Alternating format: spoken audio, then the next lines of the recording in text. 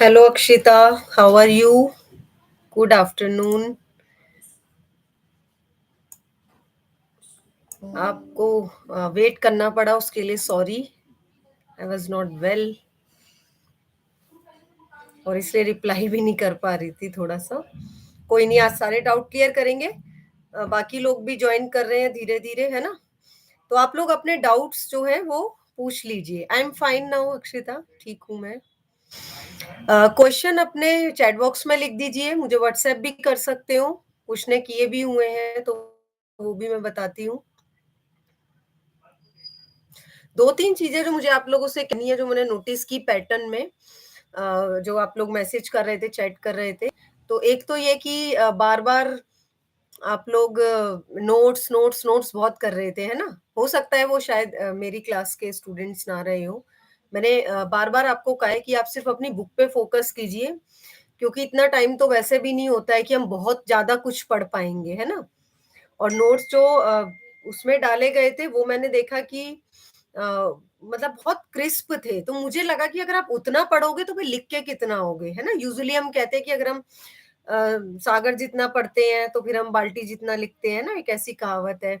या हम अगर 10 पेज पढ़ते हैं तो हम 1 पेज लिखने लायक तब बनते हैं.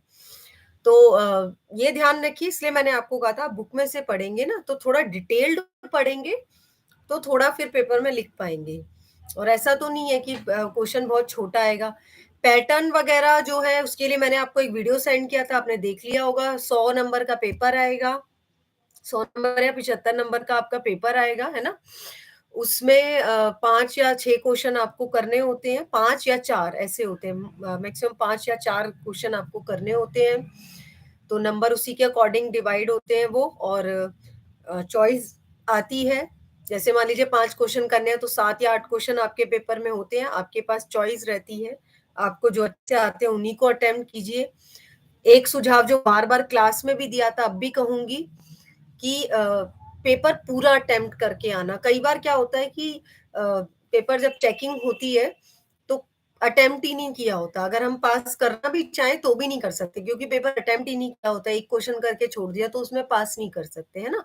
तो क्वेश्चन पूरे अटेम्प्ट करके आइए. और ये पेपर ऐसा है भी नहीं जिसमें आपको लगे कि ये मतलब इसमें आप कुछ लिख नहीं सकते. आप कुछ भी इसमें लिख सकते हैं, है ना. ये थोड़ा सा आप ध्यान रखिए. काफी कम लोगों ने ज्वाइन किया है, क्या है, खबर नहीं पहुंची.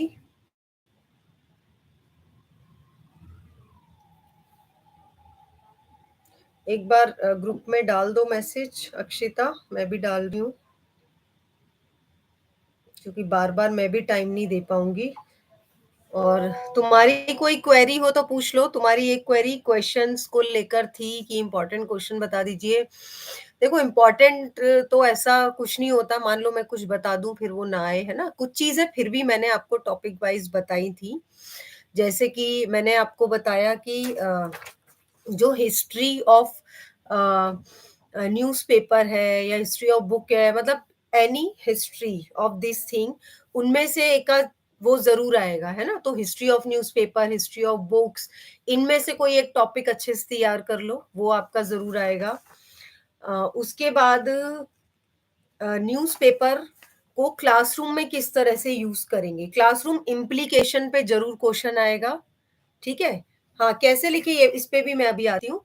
लेकिन जो क्लासरूम इम्प्लीकेशंस है न्यूज़पेपर के, जो भी हमने चीजें पढ़ी, सोशल मीडिया के इम्प्लीकेशंस भी आ सकते हैं, न्यूज़पेपर के इम्प्लीकेशंस भी आ सकते हैं, बुक्स के भी आ सकते हैं, कि आप उसको क्लासरूम में कैसे यूज करोगे. इस पे हमने अपनी क्लास में बहुत चर्चा की थी. बार बार हमने चर्चा की थी कि कैसे हम न्यूज़पेपर को एज न्यूज़पेपर के कंटेंट को हम कैसे क्लासरूम में यूज कर सकते हैं, या आजकल सोशल मीडिया का आप ले लीजिए, उसको हम क्लासरूम में कैसे यूज कर सकते हैं उसके कंटेंट को, है ना.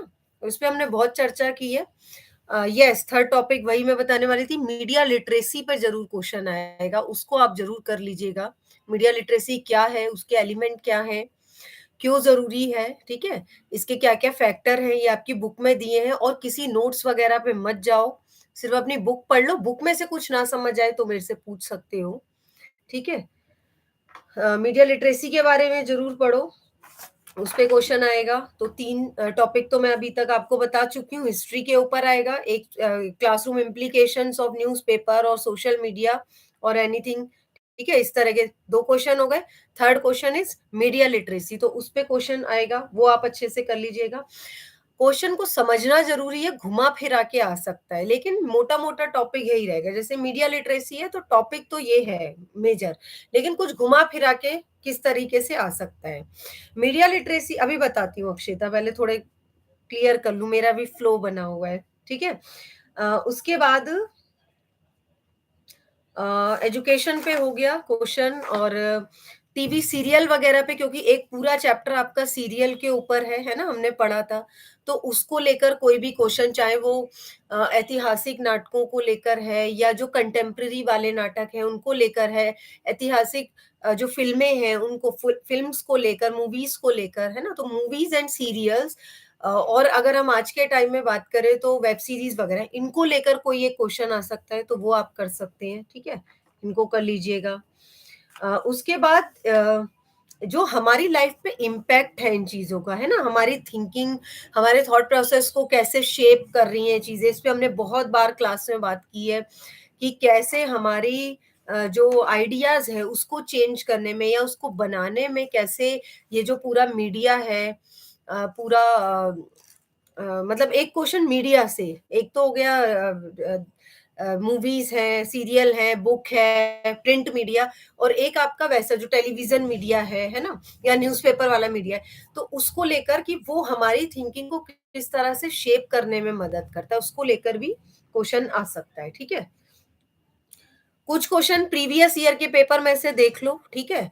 वो मैंने आपको मैं भेज भी दूँगी, मैंने टाइप करे तो थे, लेकिन मैं बहुत ज़्यादा बीमार थी। मैं आपको भेज दूँगी उसको, जो मैंने टाइप किए थे। प्रीवियस ईयर के क्वेश्चन मैंने क्लासरूम में बताए थे, ठीक है? मैं एक बार और पढ़ देती हूँ, तो आप सुन लीजिएगा, और फिर मैं आपके क्वेरीज़ भी लेती हूँ, है ना?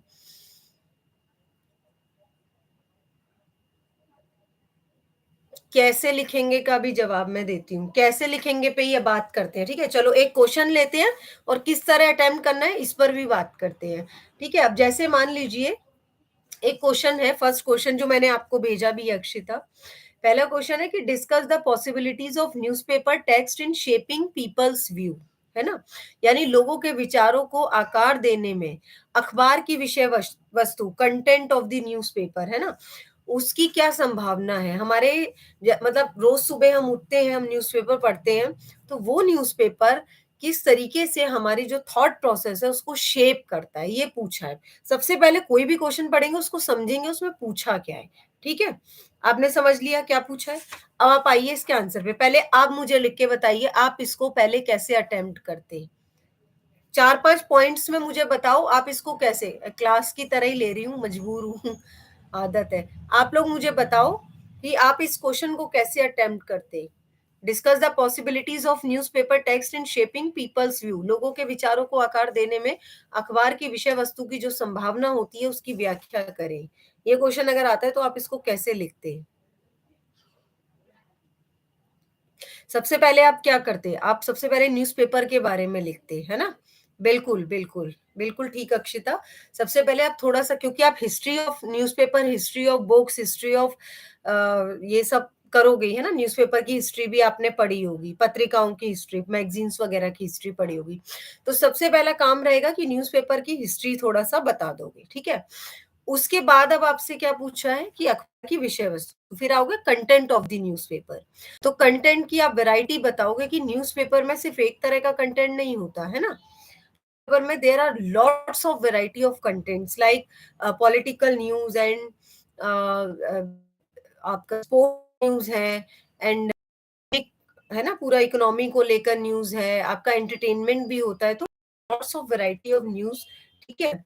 और उसको उसके बाद फिर आप परसेप्शन पे आओगे कि न्यूज़पेपर में अगर हम देखें तो बहुत सारी चीज़ें ऐसी होती हैं जो लोगों ने अपने पॉइंट ऑफ व्यू से लिखी होती है ना।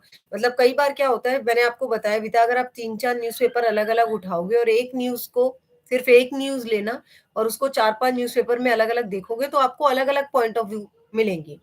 और यहाँ तक कि आपको खबरों में भी अंतर मिल सकता है। कोई कुछ बोलेगा, कोई कुछ बोलेगा, कोई कुछ बोलेगा। तो ये जो जो भी इंडिविजुअल लोग जो न्यूज़ लिख रहे हैं एक्चुअल में, है ना? या जो एडिटर टीम है पूरी, उनका पूरा इन्फ्लुएंस, उनकी थिंकिंग का इन्फ्लुएंस, उनकी आइडियोलॉजी, उनकी जो विचारधारा है, उसका पूरा इन्फ्लुएंस पड़ेगा आपके कंटेंट पे। तो वो जो विचारधारा है, वो उनके थ्रू हमारे अंदर आएगी, ठीक है? वो विचारधारा हमारे अंदर आएगी। तो ऐसे कुछ 4-5 पॉइंट की, एक तो कंटेंट के थ्रू हम इन्फ्लुएंस हमारे ऊपर होगा। दूसरा, जब एडवर्टाइज़मेंट वगैरह हम देखते हैं या एडिटोरियल की भी हमने बात की थी क्लास में, जब हम इनको देखते हैं तो उसका बहुत ज़्यादा इम्पैक्ट हमारे ऊपर पड़ता है, ठीक है?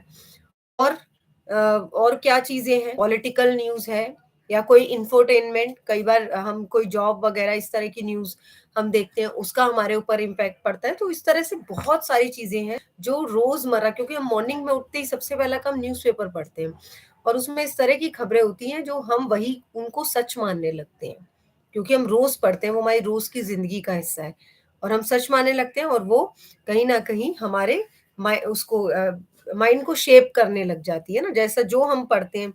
अगर हम डेली पढ़े, मान लीजिए एक न्यूज़पेपर में किसी एक पर्टिकुलर पॉलिटिकल पार्टी के बारे में आता है कि ये करिए, ये मतलब ये पार्टी ये कर रही है, रोज़ एक की अच्छाइयाँ आती है, एक की बुराई आती है। तो मैं ये मानने लग जाऊँगी कि वो पार्टी अच्छी है और दूसरी वाली खराब है ना? तो इस तरीके से इन्फ्लुएंस होगा, ठीक? अब किसी ने बात की है एडवर्टोरियल के बारे में।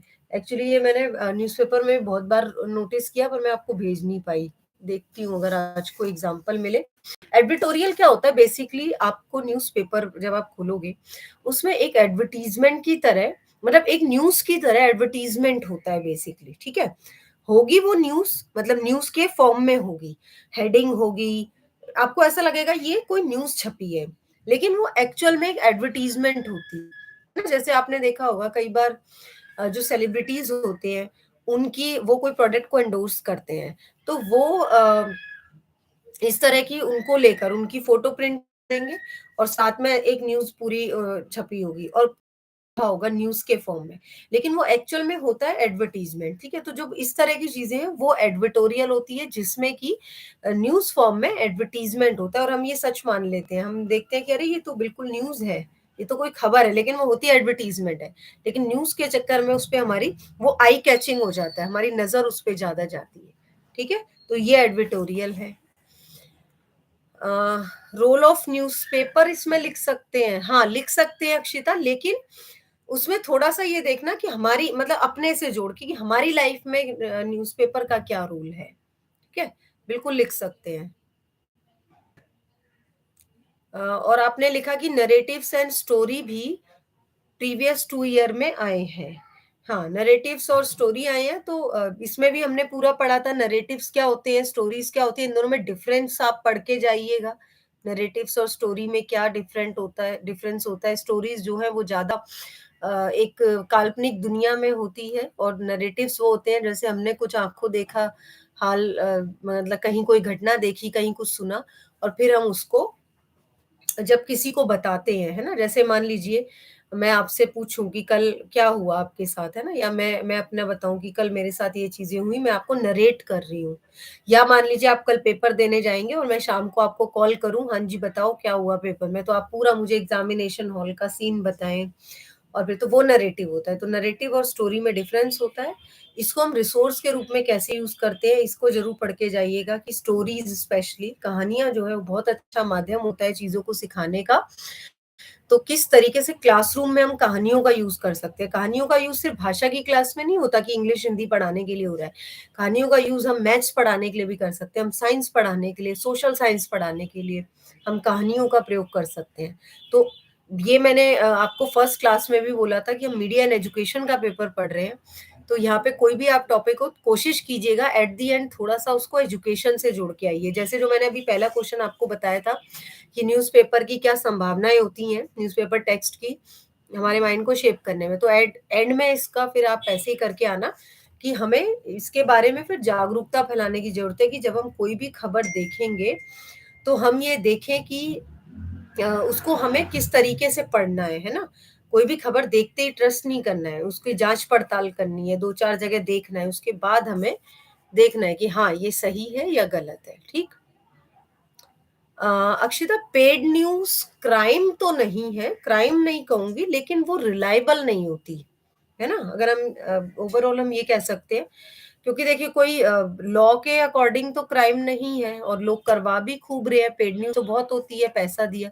लेकिन एथिकली अगर मैं बात करूँ, एथिकली पेड न्यूज़ ठीक नहीं है ना? क्योंकि अगर आप पैसे देके कुछ अपना प्रमोशन करा रहे हैं, अभी सारे मीडिया पे यही इल्ज़ाम लगता रहता है न्यूज़ वालों पे कि पेड न्यूज़ है और ये लोग जो है मतलब गवर्नमेंट का पब्लिसिटी कर रहे हैं या नॉन गवर्नमेंट जो भी है अपोज़िशन है उसके लिए ऐसे बोल रहे हैं।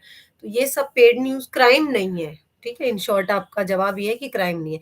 एथिकली लेकिन ठीक नहीं है, क्योंकि न्यूज़ जो एजेंसीज़ हैं उनकी एक रिस्पॉन्सिबिलिटी होती है, एक मोरल रिस्पॉन्सिबिलिटी होती है खबरों को सही ठीक ढंग से पहुँचाना। तो वो उनका रिस्पॉन्सिबिलिटी बनती है जो वो पूरा नहीं करते अगर पेड न्यूज़ होता है तो। एनईपी नहीं आएगी रजनी, नहीं, इसमें एनईपी कवर नहीं है, नहीं आएगी। और पूछिए। अशाब्दिक संचार पूछा है किसने? ठीक है। अ, 1 मिनट। अशाब्दिक संचार होता है, देखो शाब्दिक संचार और अशाब्दिक। शाब्दिक तो वो है जो अभी कम्युनिकेशन हमारा हो रहा है, ठीक है ना? मैं बोल रही हूँ, आप लोग सुन रहे हैं, ये हो गया शाब्दिक। अशाब्दिक होता है, मैं यहाँ पे देखो अपने हाथों के एक्सप्रेशन से कुछ बता रही हूँ। अभी तो आप लोग मैं तो आपको नहीं देख पा रही, लेकिन आप मुझे देख पा रहे होंगे, तो मेरी आँखों से, मेरी वॉइस मॉड्यूलेशन से, है ना? कोई चीज़ जैसे मैंने आपको कहा कि आप लोग जो है मीडिया लिटरेसी बहुत ध्यान से पढ़िए, है ना? जैसे ही मेरे ये टॉपिक आया मीडिया लिटरेसी, तो मेरी आवाज़ में एक वेट आ गया। मीडिया लिटरेसी ज़रूर करके जाना। तो ये जो वॉइस मॉड्यूलेशन है, आई कॉन्टैक्ट है, हैंड एक्सप्रेशंस हैं, पूरा बॉडी लैंग्वेज, जब क्लासरूम में पढ़ाते थे तो आप देखते थे मैं कभी खड़े होके पढ़ा रही हूँ, कभी इधर, कभी उधर, है ना? तो ये पूरा बॉडी लैंग्वेज ये है अशाब्दिक संचार, ठीक है? जिसमें कि हम बिना शब्द बोले कम्युनिकेट करते हैं और उसमें हम ये बहुत इम्पैक्टफुल होता है, क्योंकि मान लीजिए अब मैं शाब्दिक संचार कर रही हूँ अभी, ठीक है? मान लो मैं एक ये न्यूज़पेपर लिया मैंने, ये न्यूज़पेपर है। अब मैं आपके साथ शाब्दिक संचार कर रही हूँ। NCERT to include chapter on organ donation in school textbook, ठीक है? मैंने ये सिंपल एक लाइन बोली, आपके ऊपर क्या इंप्रेशन पड़ा? अब मैं इसको थोड़ा-सा एक्सप्रेशन के साथ, NCERT to include chapters on organ donation in school textbook, अगर मैं इस तरह से बोलती हूँ तो वो ज़्यादा इम्पैक्टफुल होता है। तो अशाब्दिक संचार हमारा ज़्यादा इम्पैक्टफुल होता है। एक्सप्रेशंस होते हैं उसमें, वॉइस मॉड्यूलेशन का फ़र्क पड़ता है। आपने भी महसूस किया होगा कि एक स्पीकर अगर सीधा-सीधा क्लासरूम में आपने देखा होगा एक टीचर आए और सीधा-साधा बोल के पढ़ा के चले जाए और दूसरी टीचर एकदम एक्टिव रहे, एक्सप्रेशंस के साथ, है ना? ऐसे पढ़ाती है तो आपको वो ज़्यादा अच्छा लगेगा।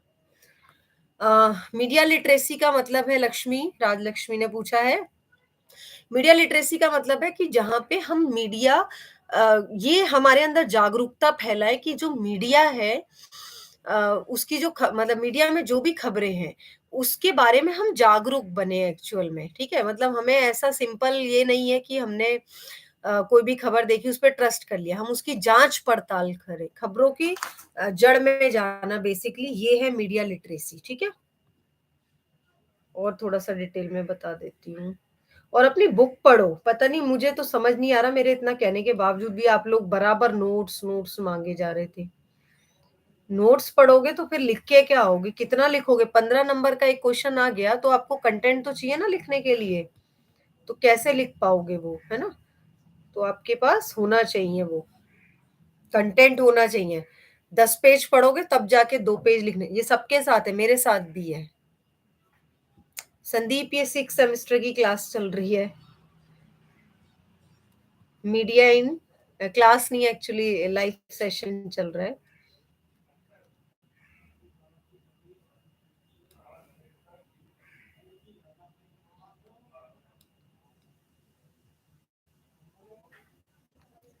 परफॉर्मिंग आर्ट, विजुअल आर्ट, ये सब बहुत आसान है, शुरू के जो चैप्टर है इनको पढ़ लीजिएगा अच्छे से।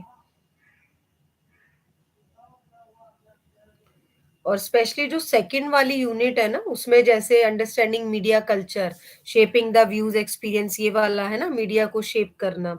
उसके बाद media as text and source of education, इस चैप्टर को अच्छे से कर लो।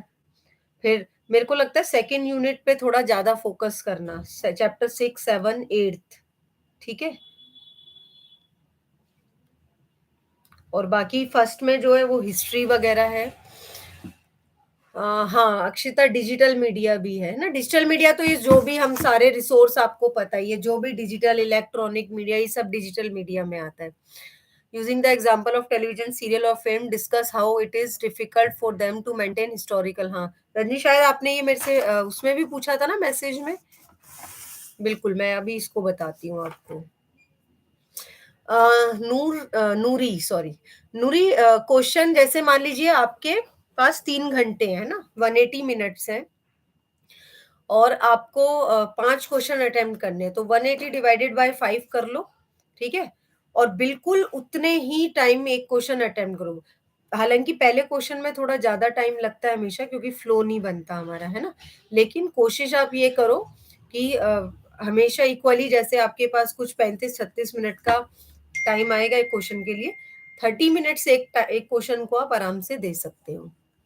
स्पीड बढ़ा के लिखना, थोड़ा जल्दी लिखना।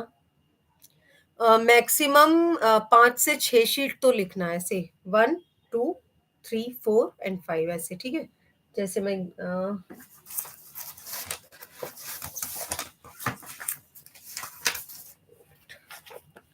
जैसे ये पेज है तो 1, 2, ठीक है, 3, 4 इस तरीके से मिनिमम। ज्यादा आप जितना लिख सको उतना अच्छा है। और थोड़ा नीट एंड क्लीन करना, पेपर हेडिंग डालो, एकदम साफ सुथरा लिखो। कई बार बहुत गंदे पेपर आते हैं तो बड़ा बैड इंप्रेशन पहले होता है। चलो पहले रजनी के सवाल का जवाब दे दूं।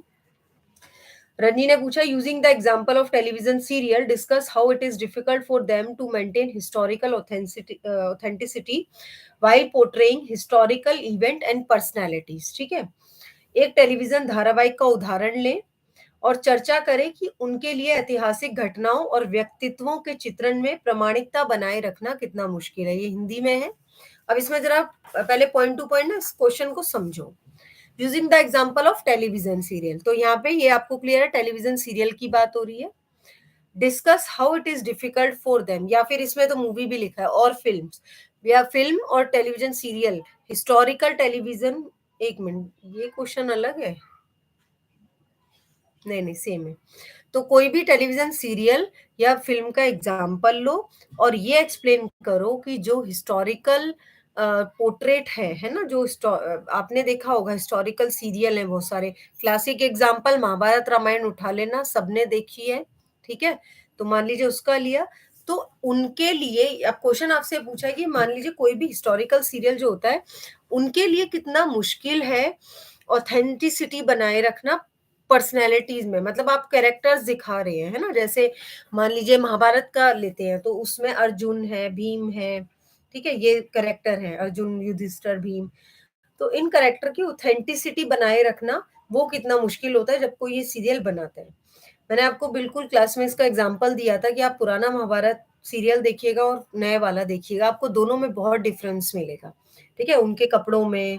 तो अभी के जो सीरियल हैं वो बहुत ज्यादा मॉडर्न फॉर्म में आपको दिखेंगे, है ना? उतना ज्यादा ऑथेंटिक उसमें ना आपको नहीं दिखेगा अगर आप कंपेयर करें पुराने से नए में, ठीक है? डायलॉग्स में बहुत डिफरेंस है। अभी नए जो सीरियल आते हैं उसमें कुछ कुछ नई नई स्टोरी जोड़ देते हैं।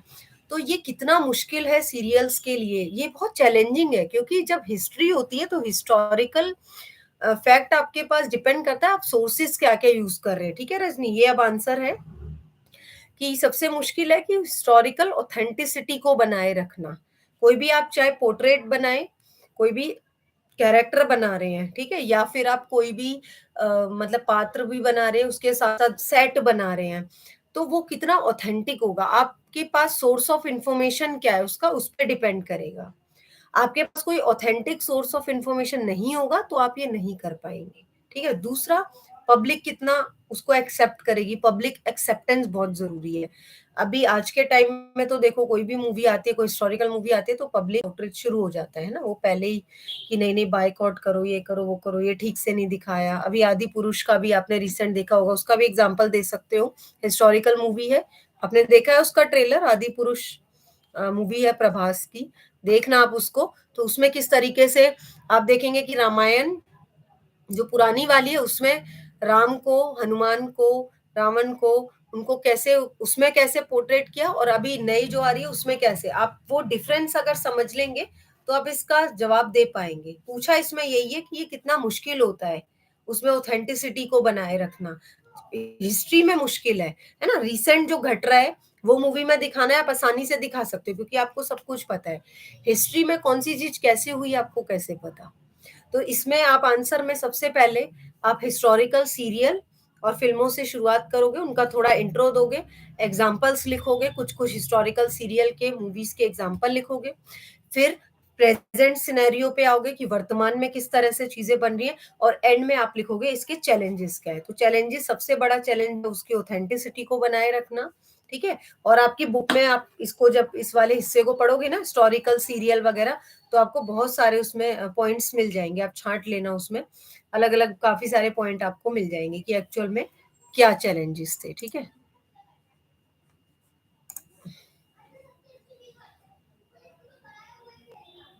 एक क्वेश्चन को अटेम्प्ट करने का टाइम मैंने बता दिया, लिखना चाहिए कितना ही बता दिया। मीडिया कल्चर क्या है?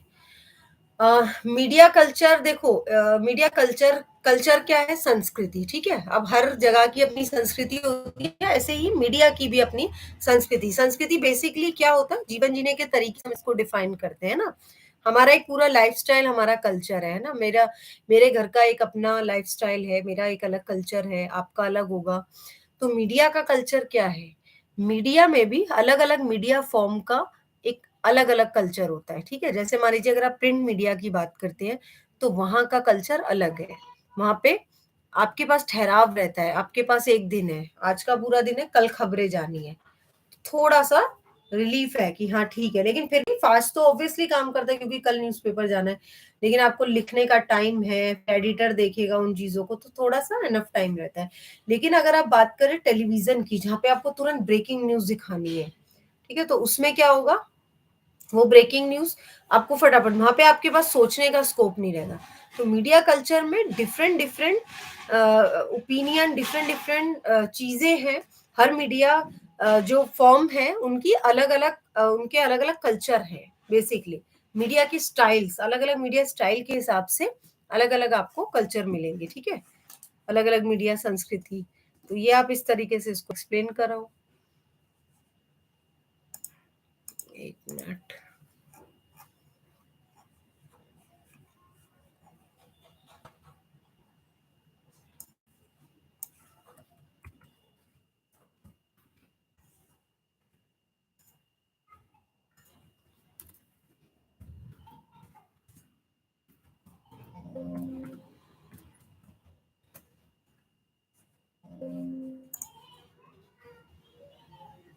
मैं इसको आपको एक बार बुक में भी दिखा देती हूँ खोल के।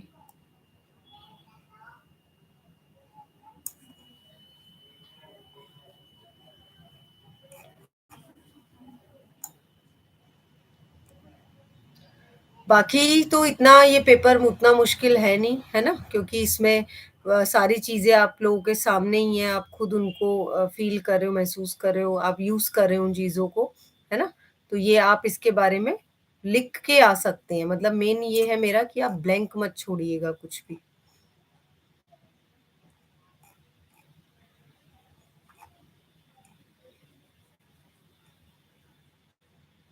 ये है मीडिया कल्चर, जब आपकी बुक में दे रखा है तो मीडिया कल्चर की समझ, है ना? अ, अच्छा, मैंने ये भी कहा था अगर आपको हिंदी की बुक समझने में थोड़ी-सी मुश्किल आए तो आप इंग्लिश की पढ़ लें।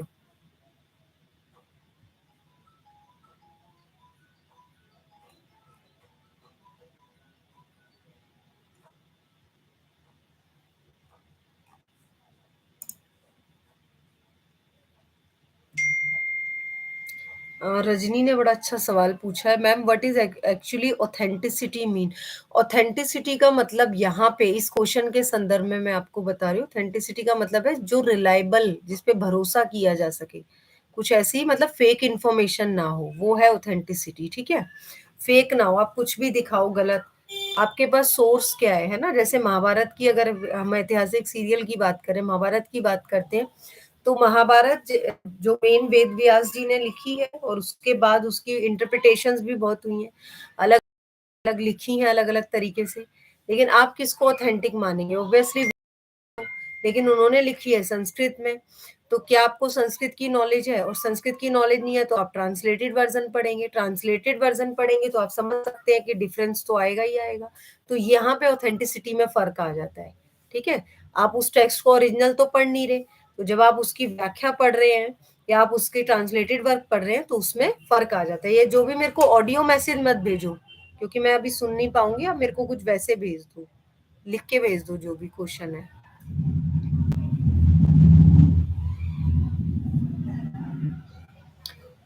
तो यहाँ पे ऑथेंटिसिटी का मीन ये है। हिंदी में क्या कहेंगे? ऑथेंटिसिटी का मतलब फेक का उल्टा ही होगा। हिंदी में बड़ा मुश्किल हो जाता है। ऑथेंटिसिटी,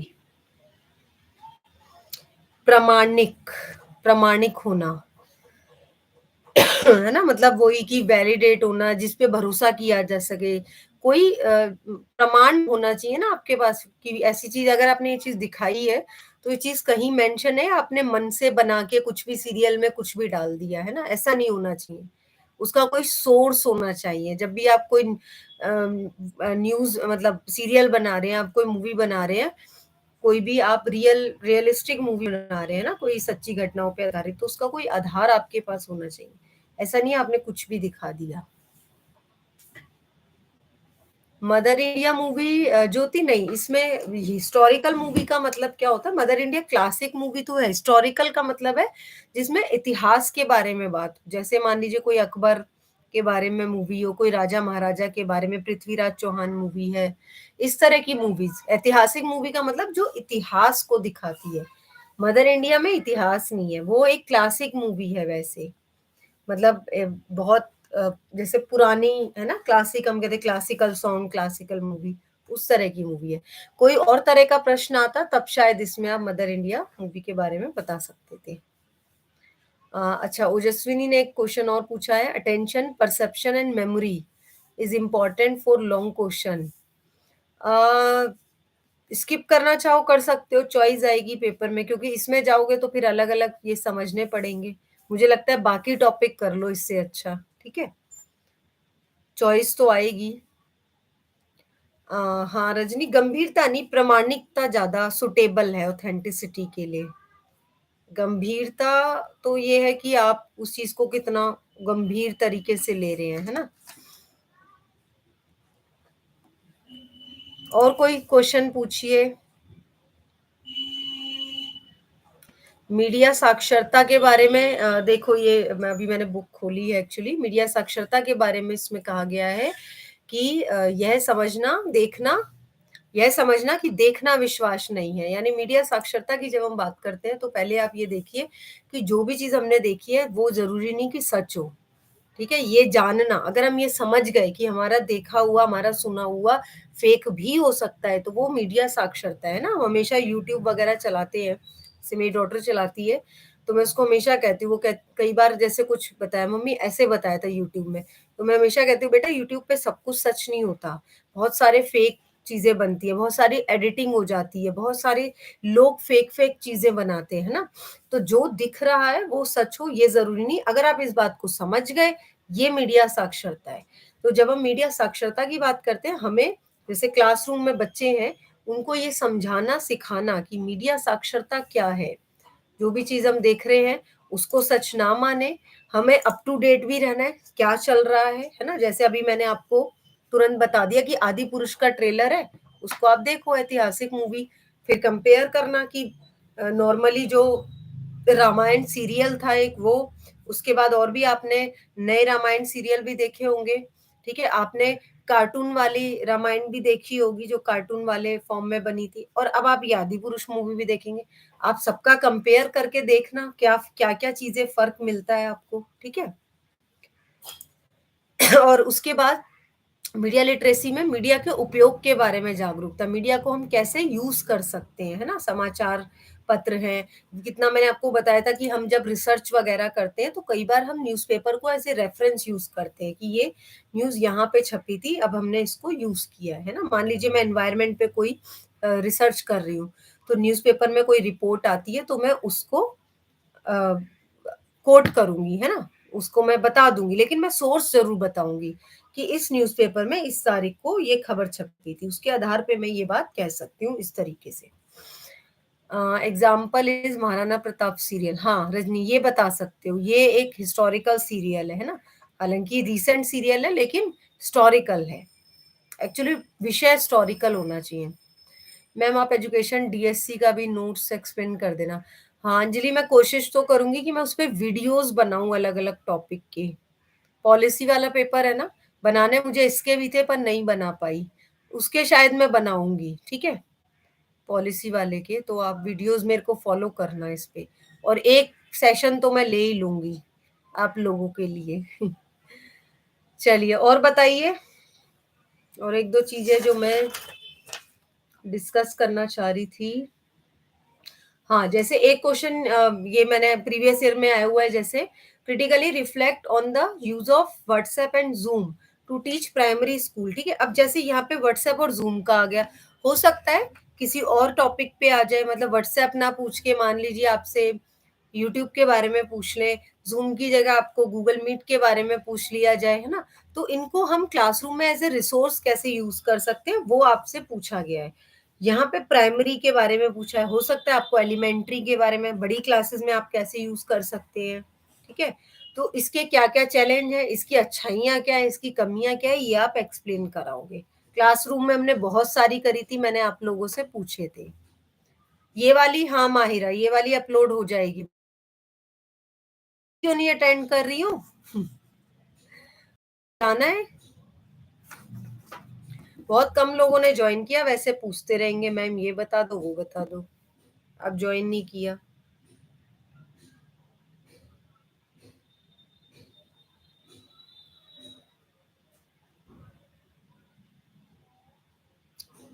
और कोई क्वेश्चन? अच्छा किसी और ने भी भेजा था, अब पता नहीं वो यहाँ है या नहीं, मैं जवाब दे देती हूँ। हुँ। अ, किसी ने ये पूछे थे डिजिटल मीडिया के बारे में, मीडिया लिटरेसी में मैंने बता दिया है। डिजिटल मीडिया एक्चुअली वो है, वो सारा मीडिया जिसको कि हम डिजिटली मतलब जैसे टेलीविज़न है, रेडियो है, जो डिजिटली एक्चुअली आपके पूरा उससे आ रहा है, डिजिटली आप जिसको देख सकते हो, मैं एक्सप्लेन नहीं कर पा रही हूँ। हुँ। इलेक्ट्रिसिटी की ज़रूरत है जिसके लिए आपको, है ना? आपको नेट की ज़रूरत है, वो सब डिजिटल मीडिया के अंदर आएगा। जैसे टेलीविज़न है ना? अभी हम लैपटॉप में, कंप्यूटर पे बात करें, इंटरनेट के थ्रू बात करें, ये सब डिजिटल मीडिया है। मीडिया लिटरेसी मैं बता चुकी हूँ, नैरेटिव्स एंड स्टोरी भी बता दिया थोड़ा-सा, एडिटोरियल बता दिया। परसेप्शन क्या होता है? परसेप्शन का मतलब होता है पूर्वाग्रह, ठीक है? यानी कि कई बार हम कोई खबर देखते हैं और हम अपने दिमाग में एक परसेप्शन फिट कर लेते हैं, ठीक है? कोई एग्ज़ाम्पल देना चाहोगे आप लोग? मैं भी अभी सोच रही हूँ इतने मेरे दिमाग में कोई एग्ज़ाम्पल आता है तो, परसेप्शन का।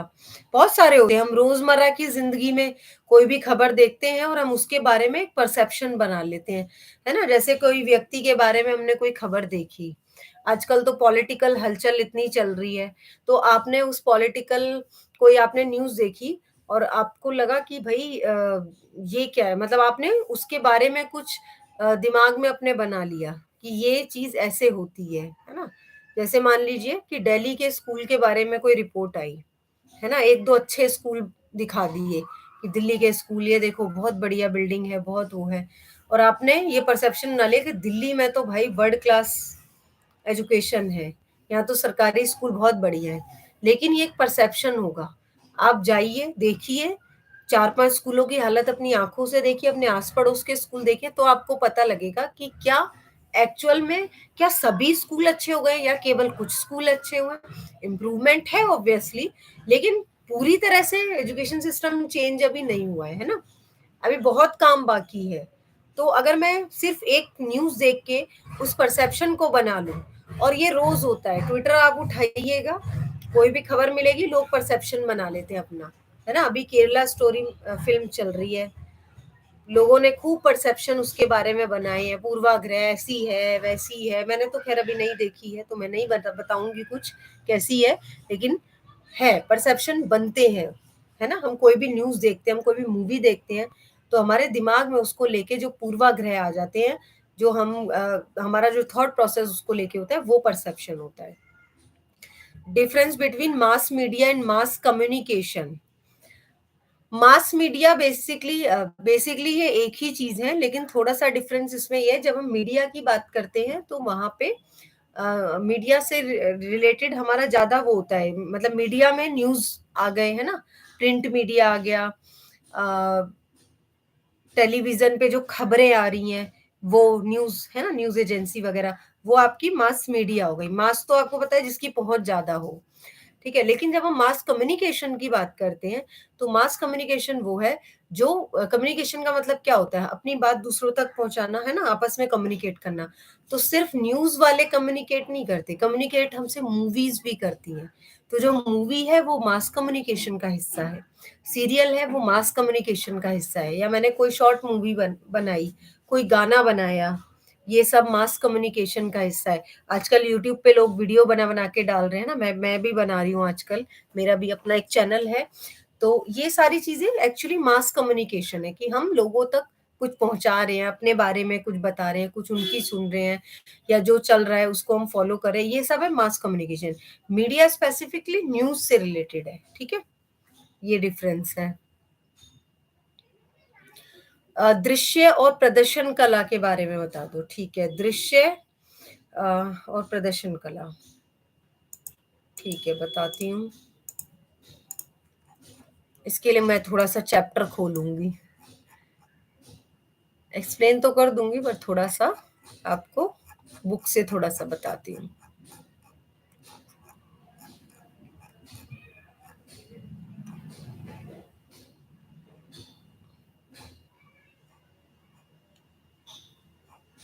और फर्स्ट चैप्टर तो ज़रूर ही कर लीजिएगा, है ना? एक बार वो वाला मैं अभी बता रही हूँ, 1 मिनट, कला वाला। फर्स्ट चैप्टर आपका किस बारे में था? फर्स्ट चैप्टर था आपका शिक्षा के संचार के बारे में, तो इसमें हमने संचार क्या है ये पढ़ा था। संचार के जो एलिमेंट हैं, वो सारे हमने पढ़े थे, उनको एक बार पढ़ लेना, ईज़ी सा है ये तो, है ना? संचार का स्रोत, एक संदेश भेजने वाला होता है, फिर जो संदेश है वो होता है, संचार का कोई माध्यम होता है, चैनल वगैरह, फिर एक रिसीवर होता है, फिर वो फीडबैक देता है, तो प्रतिक्रिया होती है, और संचार के सूत्रधार, मतलब जो बाधाएँ उसमें संचार में जो बाधाएँ आती हैं, वो, है ना? ये सब आप पढ़ लेना, इनके बारे में थोड़ा डिटेल में।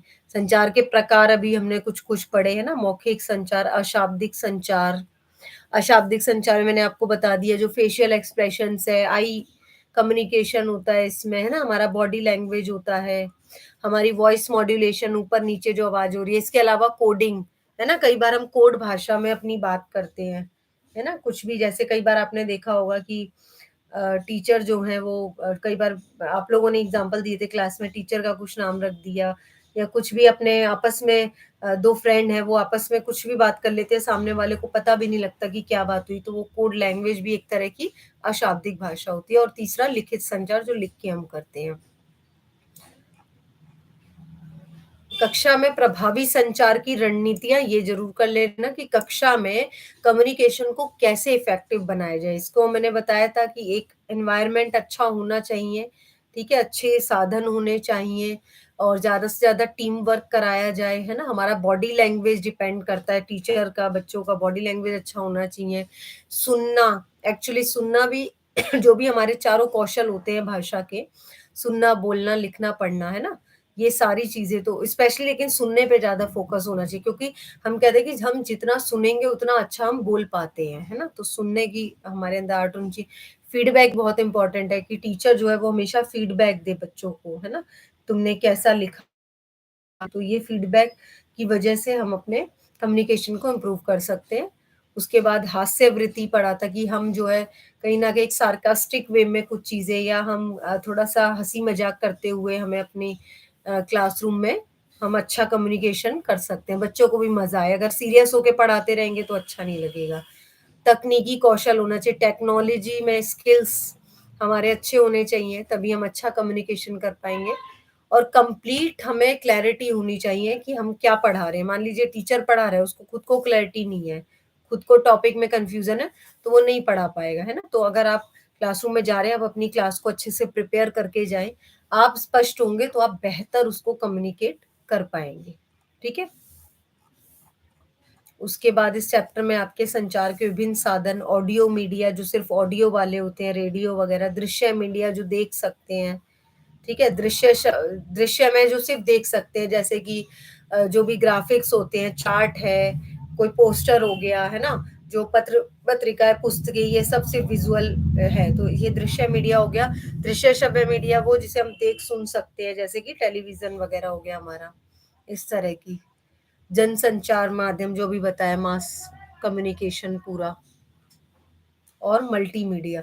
मल्टीमीडिया बेसिकली क्या है कि जो किसी विशेष स्थिति में इसको हम यूज़ करते हैं ना, जैसे कि मान लीजिए कोई एक यूनिवर्सिटी है, वो अपना एक प्रोग्राम स्टार्ट कर देती है, तो वो मल्टीमीडिया के माध्यम से हम चलाते हैं, है ना? मैंने आपको एग्ज़ाम्पल भी दिया था, जैसे कई रेडियो स्टेशन चल रहे हैं, तो उनकी पहुँच थोड़ी कम होती है, इसीलिए उसको मल्टीमीडिया, पहुँच ज़्यादा वाले को मास मीडिया कहते हैं, लेकिन जो कम पहुँच है उसको हम मल्टीमीडिया कह देते हैं, है ना? जैसे मान लीजिए स्पेसिफिक अपने स्टूडेंट्स के लिए कोई प्रोग्राम बनाया है, तो वो मल्टीमीडिया के अंदर आ गया। उसके बाद आर्ट वाला चैप्टर आपने पूछा था क्वेश्चन, क्वेश्चन क्या था?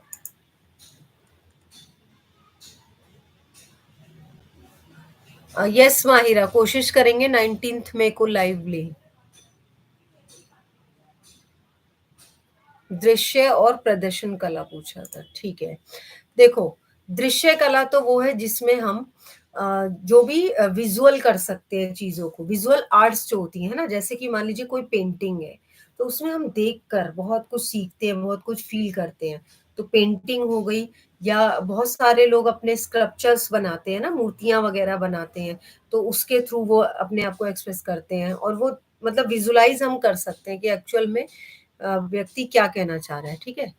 तो ये दूसरा ठीक है और तीसरा है वास्तुकला। वास्तुकला मीन्स कि आपने देखा होगा कि कोई एक बहुत ही ब्यूटीफुल सी कोई इमारत बना दी कोई बहुत अच्छा जैसे आपने कई मॉल वगैरह देखे होंगे, कोई बहुत सुंदर बना दिया तो लोग वहाँ आना-जाना पसंद करते हैं। अब जैसे मेरे घर के नियर बाय अक्षरधाम मंदिर है, तो ये एक बहुत अच्छा नमूना है दृश्य कला का, एक बहुत अच्छी आर्ट है। आप कभी जाके देखेंगे बहुत सुंदर बना हुआ है ना? तो इस तरह की जो चीज़ें हैं वो वास्तुकला के अंदर आती हैं। ये सारी हैं दृश्य कला, ठीक? और दूसरी आपने पूछी थी प्रदर्शन कला। प्रदर्शन कला बेसिकली वो है जिसको हम अ, एक तरह से दिखा सकते हैं, है ना? मतलब प्रदर्शन कर सकते हैं, स्टेज पे परफ़ॉर्म कर सकते हैं बेसिकली परफ़ॉर्मिंग आर्ट, है ना? तो इस परफ़ॉर्मिंग आर्ट में जैसे कि नाटक करना जो रंगमंच होता है ना? तो नाटक करना वो परफ़ॉर्मिंग आर्ट का हिस्सा है। कोई म्यूज़िक बजाता है वो परफ़ॉर्मिंग आर्ट का हिस्सा है या कोई डांस करता है ना? कथक वग़ैरह है या इवन वेस्टर्न डांस वग़ैरह ये सारी चीज़ें आपकी अब उसमें प्रदर्शन कला तो प्रदर्शन मीन्स परफॉर्म करना परफॉर्मिंग आर्ट एंड दृश्य कला इज विजुअल आर्ट जो आप देख सकते हैं ठीक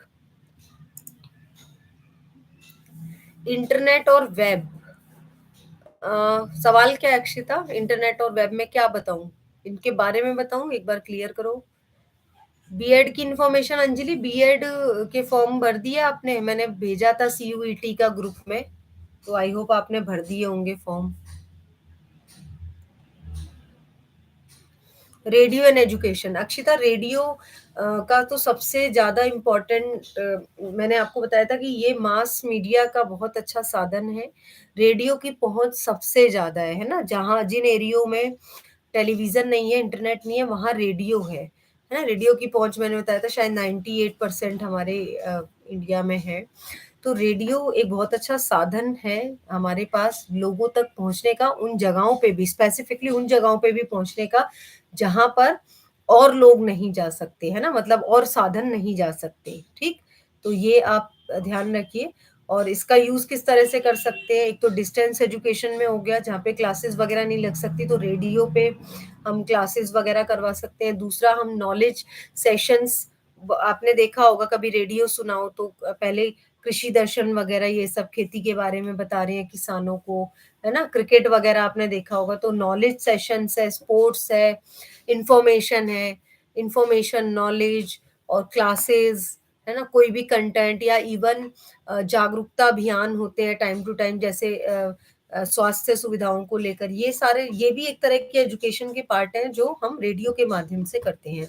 और इसके अलावा हम जो क्वेरीज हैं, है ना, जैसे स्टूडेंट्स के एग्जाम्स हैं, उससे पहले मैंने कई सेशंस ऐसे देखे हैं, एफएम पे सुने हैं, रेडियो पे तो नहीं, लेकिन मैंने कई ऐसे सेशन सुने हैं जिसमें कोई एक्सपर्ट साइकाइट्रिस्ट वगैरह बिठा देते हैं और फिर उनसे मतलब बच्चों के पेरेंट्स या बच्चे कॉल करते हैं रेडियो पे, है ना, और उन्हें वो रेडियो पे ही एडवाइस मिल जाती है कॉल के थ्रू।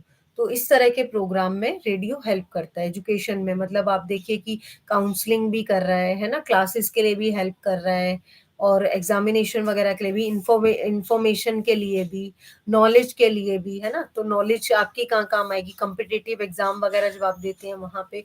और दूसरा, पहुंच बहुत ज्यादा है, तो ये सारे फैक्टर एजुकेशन में हेल्प करते हैं। इंटरनेट और वेब बता रही हूँ, दृश्य कला और वास्तुकला अलग अलग। वास्तुकला दृश्य कला का एक हिस्सा है। दृश्य कला वे सारी कलाएं हैं जो हम देख सकते हैं, है ना, जैसे कि आर्ट, पेंटिंग, है ना, मूर्ति बनाना। वास्तुकला जब बड़ी बड़ी बिल्डिंगें बनाते हैं उसको वास्तुकला कहते हैं। ताजमहल है, अक्षरधाम है, हुमायूं टॉम्ब है, कुतुब मीनार है, ये सब वास्तुकला के अंदर आएगा। ठीक। अंजलि, एग्जाम डेट जब भी आएगी आपको पता लग जाएगी। आप टाइम टू टाइम एनटीए की वेबसाइट चेक करना, सीयूईटी जो एनटीए के थ्रू ही भरा गया ना, time to time website check करना। वैसे तो जब एग्जाम डेट, उसमें एस्टिमेटेड डेट तो शायद दी हुई थी, तो उसके आसपास उससे थोड़ा पहले चेक करने लग जाना। और दूसरी बात, एग्जाम की तैयारी शुरू कर देना, वो इम्पोर्टेंट है सबसे पहले। अभी तो एग्जाम अपने खत्म कर लो। हाँ, इंटरनेट और वेब के बारे में। इंटरनेट एक साधन है बहुत सारे लोगों तक पहुंचने का, बहुत फास्ट साधन है। अगर हम देखें कि आज तक इससे फास्ट साधन हमारे पास नहीं आया। अभी मैं यहाँ बैठ के बोल रही हूँ और आप लोग वहां बैठ के सुन पा रहे हैं ना, मुझे देख पा रहे हैं। मैं, आप लोग उधर टाइप कर रहे हैं, मैं यहाँ पे आपके सवालों को पढ़ पा रही हूँ, तो इससे फास्ट तो नहीं होगा। तो इंटरनेट बेसिकली ज्यादा अप्रोच बढ़ाई है, मास कम्युनिकेशन हुआ इंटरनेट के थ्रू बहुत ज्यादा, और बहुत फास्ट है, कम खर्चीला है। ठीक है। अब ये दोनों में आ सकता है, प्रोस एंड कॉन्स में भी, कि फायदा भी है लेकिन नुकसान भी है, क्योंकि कई लोग इंटरनेट अफोर्ड भी नहीं कर पाते, रिसोर्स चाहिए इसके लिए, वो कई लोग नहीं अफोर्ड कर पाते। मतलब इंटरनेट चल रहा है तो आपको लैपटॉप या मोबाइल तो कम से कम चाहिए, है ना, तो वो सब अफोर्ड नहीं कर पाते हैं लोग। तो फायदे नुकसान दोनों। इसके अलावा और मैं बता रही हूँ, एक मिनट, इसमें ये बता देती हूँ कि आपको स्पेसिफिकली क्या करना है। चैप्टर कौन सा है ये? इलेक्ट्रॉनिक और डिजिटल मीडिया।